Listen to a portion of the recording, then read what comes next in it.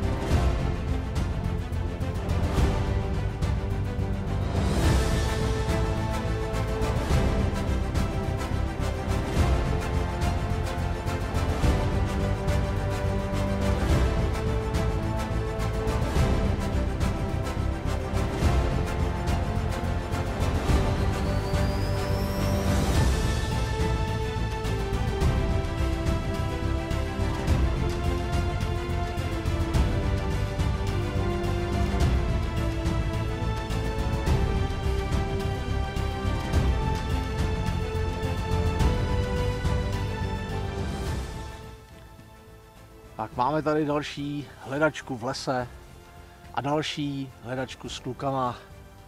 Jirka je tady, čau Jirko, a Páťu jsme někde tamhle, jo tamhle je. Páťa nás trošku předbíhá, ale to neznamená nic. Tak a jsme na místech, kde se klukům povedli, Jirkovi ten výsyp stříbrných. Nevím, kdy to v tom videu bude, respektive kdy to Páťa vydá, ale myslím si, že to bude tak, když to spočítám, takový měsíc třeba zpátky. No a prohledáváme tohle místo znovu, nebo respektive dál v dalších místech a uvidíme, co se povede. A já tady mám první signál, jak jsem říkal, jestli udělám úvodní pohled na lokalitu a hned se podíváme na to, co padlo. Tohle to nebude stříbro, tohle to bude, aspoň teda na první dobrou jsem si myslel, že to bude desetníček. A je. A jinak, kdybyste jako nevěděli, jakou barvu má zlato, tak takovou. Takže až to nás tak někdy vykoukne a nešáhnete na to, tak ještě pořád doufejte, že máte zlaťák. Protože tohle to je opravdu barva zlata. Tak uvidíme, co dneska bude. Doufám, že něco hezkýho bude. A jedno, kdo to najde. Jdeme na to. Tak, jak se říká, pořád se tady mrcasíme kolem. Tady máme něco, co mě zaujalo. Já si myslím, že by to mohl být kropenáč nebo něco podobného.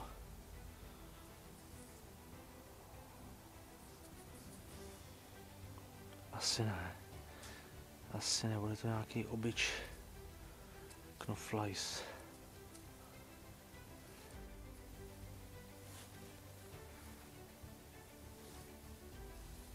Trošku vám to jenom zvětším, je to arzebronzáček.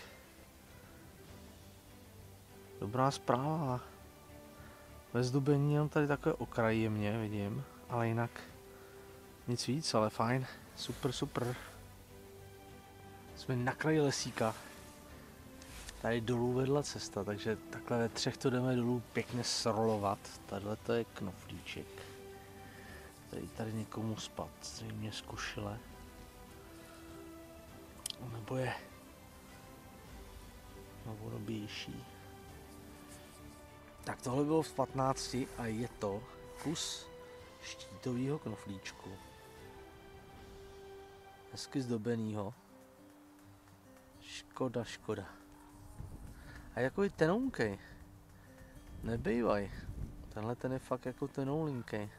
Proto ten signál. Tak fajn. Tak tohle bylo ve 20. Ty bláho, to je grešle.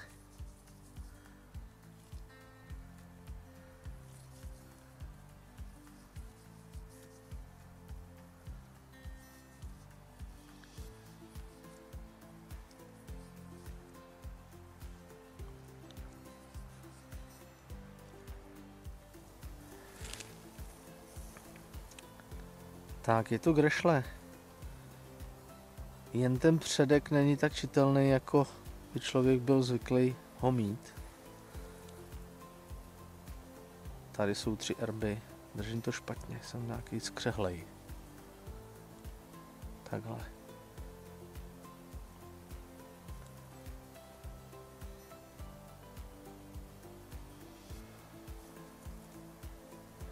Takže jo, grešle Marie Terezie. Tady jsme vstoupili na takový políčko, co je ladem. Řekl bych, že ho někdo nestihl sklidit. Tady je mince.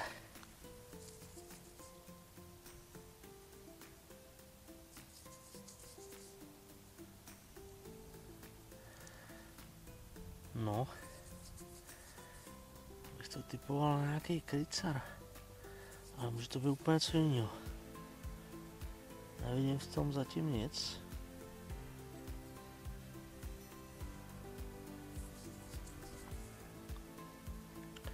Tak jenom vodou, ale tady to vypadá na panovníka, jasně, to je krycar 1800. Další mincička je tady. A už to mám v ruce a je jasný, že to je hliníček. 10 to bude. Ne. To bude 10 fenik asi. Hliníkovej. 10 fenik hliníkovej. Je to možný? Já myslím, že jo. Počkej, jakého roku? To víš, to nevím. Máš to odlišit vzadu? Já to dočistím trošku snad. Tak já vám to přiblížím, protože je fakt jako na to, že to je hliník, je to moc hezká mince.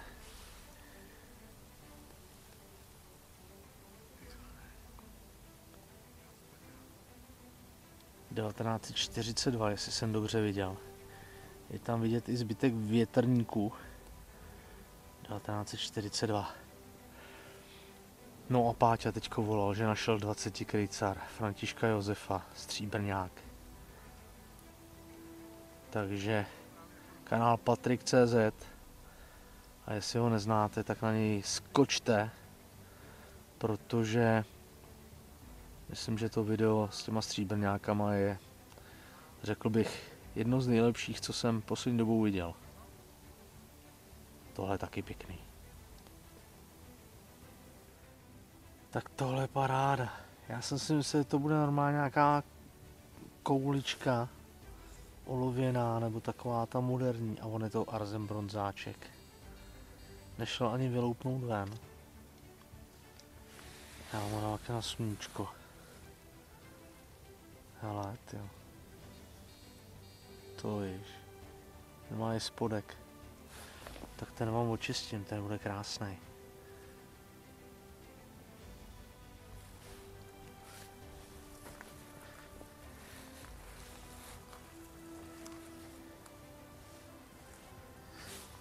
Tak já vám ho trošku přiblížím.